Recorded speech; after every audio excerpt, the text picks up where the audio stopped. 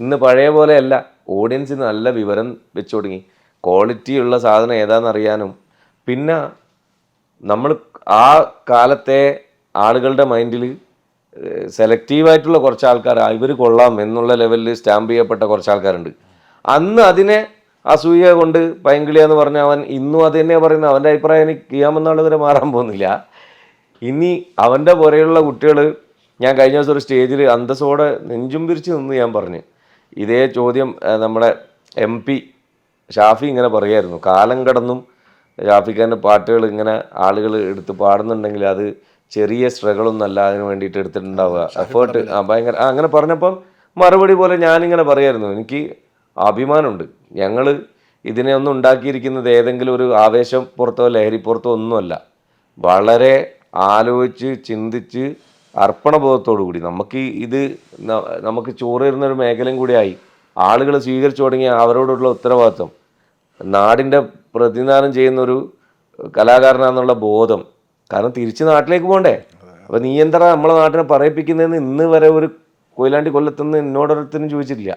കാരണം അതിനുള്ള വകുപ്പ് നമ്മൾ ഉണ്ടാക്കിയിട്ടില്ല. പേഴ്സണലി ഞാൻ ഉണ്ടാക്കിയിട്ടില്ല. മറ്റുള്ളവരുടെ കാര്യം എനിക്കറിയില്ല, അത് അവരെ നാട്ടുകാരോട് ചോദിക്കണം.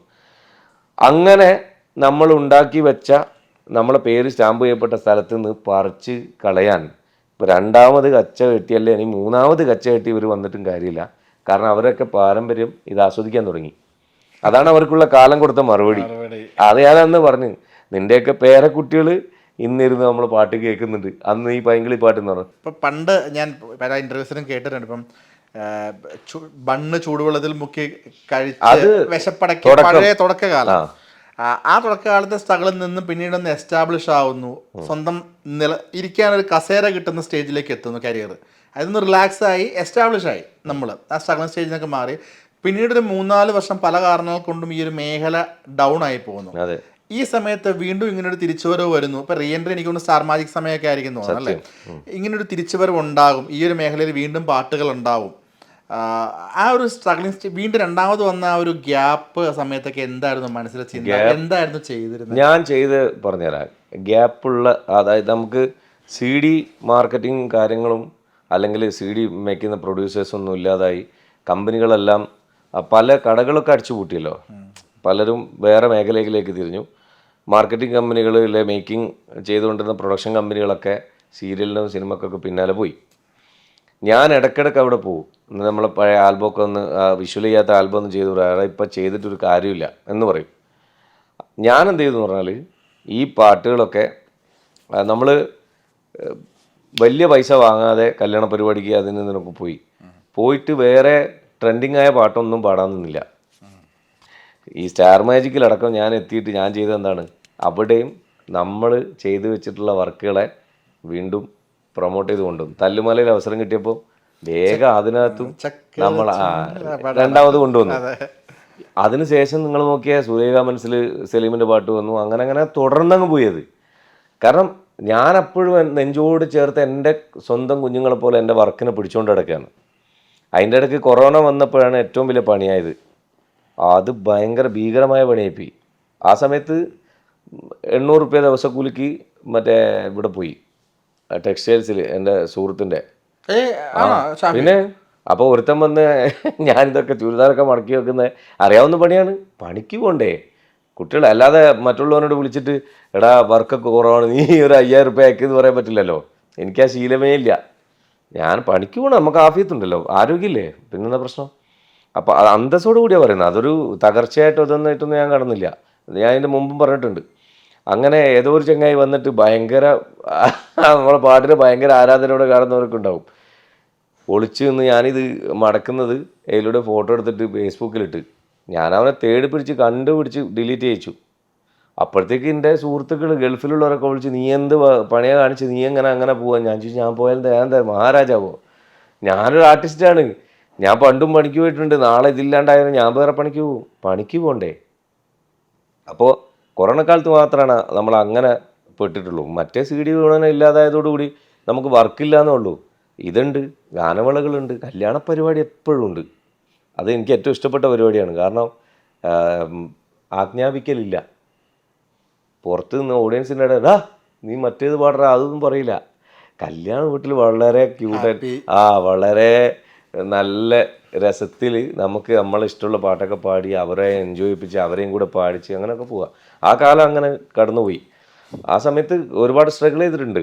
എന്നെക്കാൾ സ്ട്രഗിൾ ചെയ്തിട്ടുണ്ടാവുക നമുക്ക് പിന്നെ എന്നും ഇല്ലെങ്കിൽ ആ പരിപാടികളും കാര്യങ്ങളൊക്കെ ആയിട്ട് പോകാൻ പറ്റുന്നുണ്ടല്ലോ. എന്നെക്കാൾ സ്ട്രഗിൾ ചെയ്തിട്ടുള്ളത് ഇത് കണ്ടുകൊണ്ട് പല വലിയ വലിയ പദ്ധതികളും തുടങ്ങി വെച്ച, വീടിൻ്റെ പണി തുടങ്ങി വെച്ചവർ, വണ്ടി ലോണിനെടുത്തോള് ആളുകൾ, അങ്ങനെയുള്ള ആളുകളൊക്കെ ശരിക്കും പറഞ്ഞാൽ പെട്ടുപോയിട്ടുണ്ട്. ഇത് പിന്നെ പലരും ഗൾഫിലേക്കൊക്കെ പോയി, അങ്ങനെ പലരും ഇപ്പം പല സ്ഥലത്തുനിന്നും കാണാറുണ്ട്. അപ്പോൾ ഇപ്പം ഈ ഇതിൻ്റെ ഒരു എന്താ പറയുക, ഇതിൻ്റെ ഒരു ഓളം വീണ്ടും കണ്ടപ്പോൾ തെറ്റില്ല, ഒരു വർക്ക് ചെയ്താൽ കൊള്ളാം എന്നുള്ള ലെവലിൽ അപ്പോൾ എല്ലാവരും ഒന്ന് സെറ്റിലായി. ഇപ്പോൾ പണ്ടത്തെ പോയ കാലത്ത് ഒരുപാട് കലാകാരന്മാരെ അപേക്ഷിച്ച് ഇപ്പോഴുള്ള പുതിയ കലാകാരന്മാർക്ക് സ്റ്റേജ് സിംഗേഴ്സിന്, സ്റ്റേജ് ആർട്ടിസ്റ്റുകൾക്ക് വരെ ഉള്ളൊരു ക്വാളിറ്റി ഞാൻ കാണുന്നത് പെട്ടെന്ന് എല്ലാവരും കുടുംബത്തെ നന്നായി നോക്കി വീടൊക്കെ സെറ്റാക്കി അടിപൊളിയാക്കുന്നുണ്ട്. അതിൽ നമ്മൾ പുതിയ കലാകാരന്മാരെ തിരിച്ചറിവ് അത് പോയ കാലത്തെ ഉള്ള ആളുകളിൽ നിന്ന് കിട്ടിയ പാടാണ്. ഒന്നുമില്ല, പ്രശസ്തി മാത്രം, ഫെയിം മാത്രം വെച്ച് പോയ എത്ര പ്രശസ്തർ, ലെജൻഡറി മ്യൂസീഷ്യന്മാർ ഒന്നുമില്ലാണ്ടായിപ്പോയി. ഒന്നും ചെയ്യാൻ പറ്റില്ല, വൈകിയായിരിക്കും. അതെ അതെ അതെ.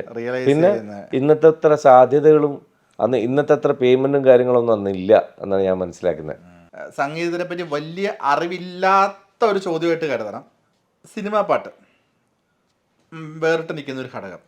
പിന്നീട് വരുന്ന ലളിതഗാനം അല്ലെങ്കിൽ നമ്മളുടെ ആൽബം സോങ്, ഇപ്പം റാപ്പ്, ഇൻഡിപെൻഡൻറ്റ് മ്യൂസിക്, പല പേരുകളിലാണ്. പക്ഷെ സാധാരണക്കാരൻ നോക്കുമ്പം എല്ലാം പാട്ടാണ്. ശരിക്കും ഇപ്പോൾ ഷാഫി നടന്ന വഴികളിലുള്ള ഈ ആൽബം സോങ്സ് എന്ന് പറയുന്ന അതേ ക്രിയേഷൻ തന്നെയല്ലേ ഇപ്പം വേടൻ ചെയ്യുന്നത്. വേടൻ്റേതായ സംഗീതത്തിൽ വേടൻ എഴുതി വേടൻ പാടുന്നു. ഷാഫിയുടെ സംഗീതത്തിൽ ഷാഫി എഴുതി ഷാഫി പാടുന്നു. അപ്പം അത് ആൽബം സോങ്ങും മറ്റേ ഇൻഡിപെൻഡൻറ്റ് മ്യൂസിക്കായി മാറുന്നതിൻ്റെ ഡിഫറൻസ് എന്തായിരിക്കും? ഒന്ന്, വേടൻ്റെ പാട്ടിനെ കുറിച്ച് പറയുമ്പോൾ നമ്മൾ മറ്റ് പോപ്പ് സിംഗേഴ്സിനെ അല്ല പറയട്ടെ, അല്ല ഞാൻ അയാളെ വേറിട്ട് പറയും. വേടൻ്റെ പാട്ട്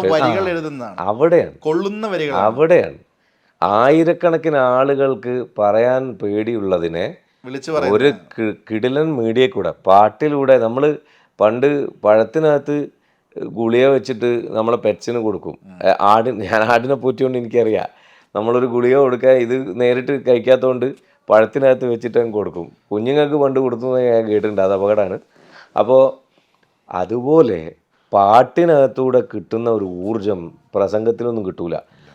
വേടൻ പറയുന്ന അവൻ ചെറിയ ചെറിയ പ്രായക്കാരനാണ്. ആലോചിച്ച് നോക്കിയാൽ എൻ്റെ ഒക്കെ പ്രായത്തിലെത്തുമ്പോഴത്തേക്ക് ആളൊരു വലിയ സാംസ്കാരിക തലത്തിൽ ഒരു വലിയ മാറ്റങ്ങൾ ഉണ്ടാക്കി. ഇപ്പം അവൻ്റെ പ്രായത്തിൻ്റെ ചാബല്യത്തിലുള്ള ചെറിയ ചെറിയ മിസ്റ്റേക്കും നോക്കി ആളുകൾ ഭൂതക്കണ്ണാടിയും വെച്ചിരിക്കണ്ട.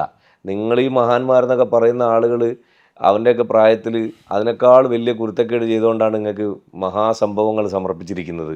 നിങ്ങൾ അവരുടെ സ്വഭാവശുദ്ധി നോക്കിയിട്ടാണ് അവരുടെ പ്രതിഭകൾ സ്വീകരിച്ചതെങ്കിൽ, അവരുടെ സൃഷ്ടികൾ സ്വീകരിച്ചതെങ്കിൽ ഒരു വസ്തുവിന് കൊള്ളൂല.